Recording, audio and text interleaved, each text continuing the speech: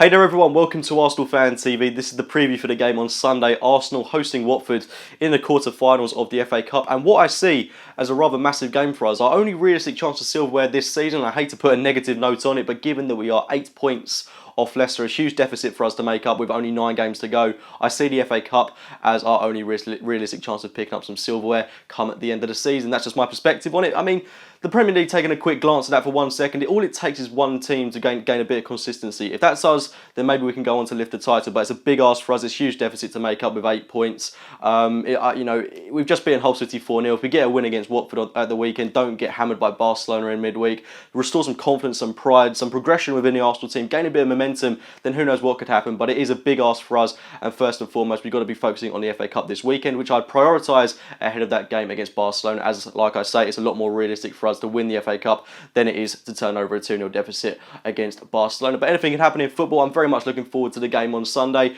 and the prospect of us winning the FA Cup for a 3rd successive time, which would be a fantastic achievement for us, albeit how poorly we've done in the league in recent weeks. But it is a huge game for us. Watford in recent weeks have been out of form. They did play some very good football at the start of the season. If you remember when we went to their ground earlier on and we beat them 3-0, they did put in a very resolute performance for the first half of that game. They were very difficult to break down. But now with the likes of Dini and Igalo, their goals drying up, that really has harmed this Watford side because they're not scoring a lot of goals. They're not looking as exciting as they were earlier on in the campaign. I do think that on Sunday they are there for the taking. With all due respect to them though, they did put in a very resolute performance when we went and played them earlier on. They worked very well as a unit, a very good defence that they've got as well. So it is going to be hard to break them down, but with the players that we've got in our team, I would hope for a more convincing first half performance than the one that we put in against Hull City, albeit we won that game by 4-0. For large spells of that game, it wasn't overly convincing and we didn't really dominate the game at times. So I'm expecting us to dominate the game at home, score a couple of goals, look a bit more convincing, gain a bit of momentum within the team, like I say, and hopefully just put in a good resolute performance that all Arsenal fans can be happy with coming out of the game. It's a huge game for the likes of Mohamed El-Nene, Kieran Gibbs, Callum Chambers, our fringe players who I think are definitely pushing the likes of the first 11 out of their current positions, because I mean our current 11 in recent weeks, which seems to have been pretty nailed on, is looking rather unconvincing with defeats to the likes of Manchester United, Swansea City, etc. So the likes of Chambers, Kieran Gibbs, etc. are always pushing on the door to get into the Arsenal starting 11. So it's exciting for those kind of players to get into the team if they possibly can. I'm expecting them to start on the weekend and hoping for some more exciting performances from the likes of them. Kieran Gibbs, on a quick note for him, has been superb since coming into the Arsenal side. I don't think he's quite droppable at the moment, but then it's hard to leave Nacho Monreal out of the team because for me he's been our most consistent performer over this Premier League campaign, a real shining light for us, and you could argue he has been our player of the season. So it's good to have such good options at fullback on the left hand side.